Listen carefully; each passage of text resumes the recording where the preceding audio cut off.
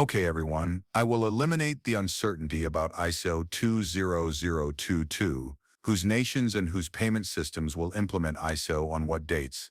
I've got everything for you. Oh, you won't believe it. But ISO is already operational in a number of important locations and will go live worldwide this year. I'm eliminating all the guessing. Now let's go into this material. I had to show you this first. What is ISO 20022 exactly?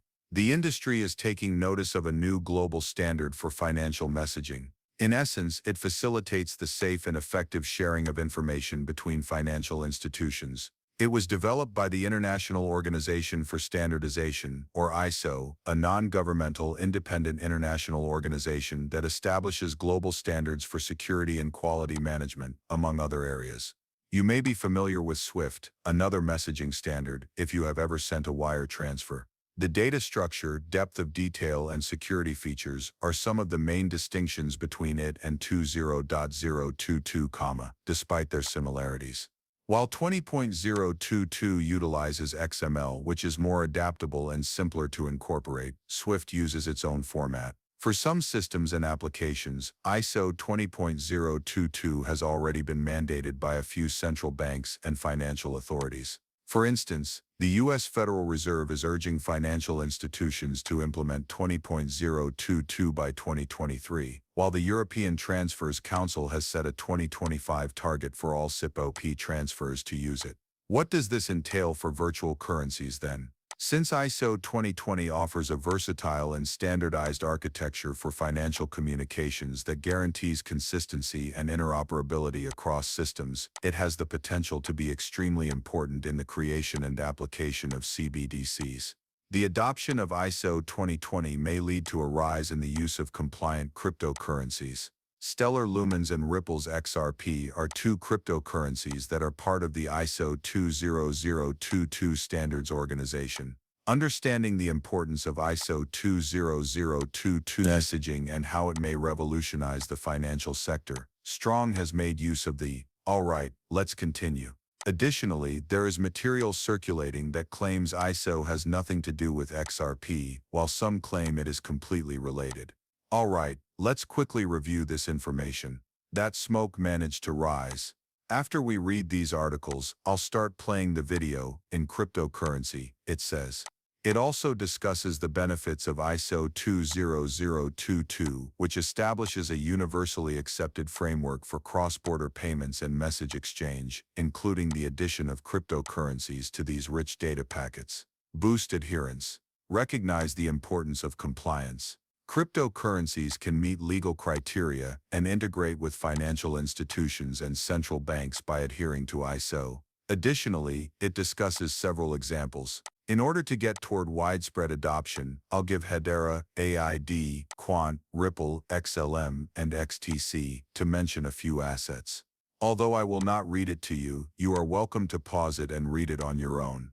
This does discuss their deliberate attempt to elevate their token, XRP, to the top of the global financial scene. They offer a token after demand liquidity, which is one of the main features of Ripple's network, whereby one can use their token as a bridge between transactions and jurisdictions to get settlements almost instantly. Naturally, this goes into further detail about ISO and Ripple. I'll play this now. Pegasotini leads Ripple's payments products division. One day I would like to interview her. Some of these Ripple folks are really hard to reach, but allow me to play. She will explain to you how she believes data compliance and ISO can support this movement.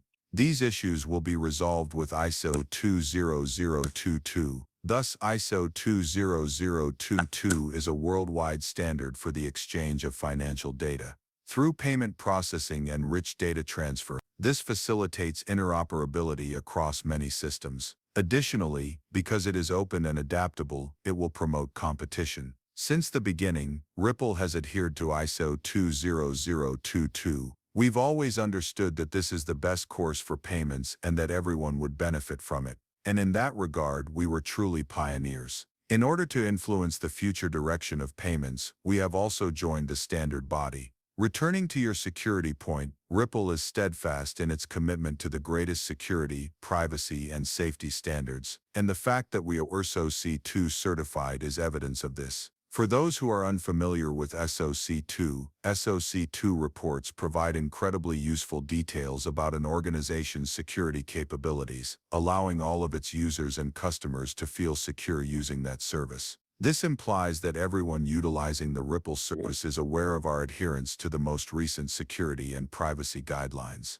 Additionally, we received our SOC2 Type 2 report in accordance with that. Not only do we have procedures and policies in place for different security availability and system integrity standards, but we have also been doing so regularly for a while. Okay, let me now demonstrate. Here's a breakdown then. I therefore wanted to know when ISO 20022 will be implemented worldwide. Here it is then. Thus part of this has already happened. There is still some of it to go. Let's get started. Swift began the cross-border CBPR plus coexistence with empty messages migration on March 20, 2023, and continued until November 2025. In April 2024, U.S. chips clearing houses, and interbank payment systems switched to ISO 20022. On July 14, 2025, you already have a FedWire appointment.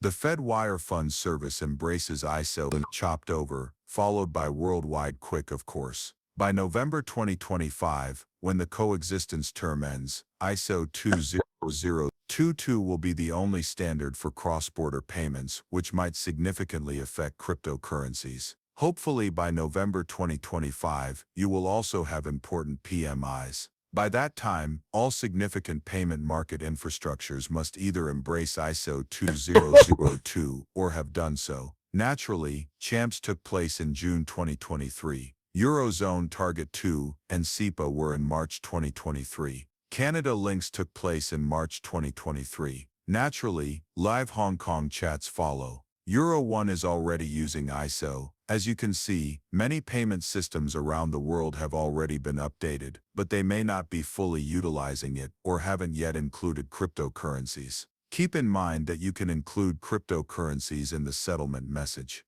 Okay, then there is this as well. This video will demonstrate how the Ripple video explains how CGI, Volante partnerships, and third-party relationships, rather than fast relationships, allow settlement. Correct. We examine such things, and I play this old video, you know Temenos, don't you? Another important link is Temenos. I would like to give you a small example. Payments between two banks are routed through a correspondent bank. Messenger is a feature of Xcurrent that facilitates the coordination of information sharing amongst banks. Additionally, the ILP ledger coordinates the transfer of funds across institutions in order to settle the payment using the interledger protocol. Xcurrent uses a translation layer, like Volante's Volpay or CGI's Intelligent Gateway, to consume pre-existing message formats, such as SwiftFin or ISO 20022.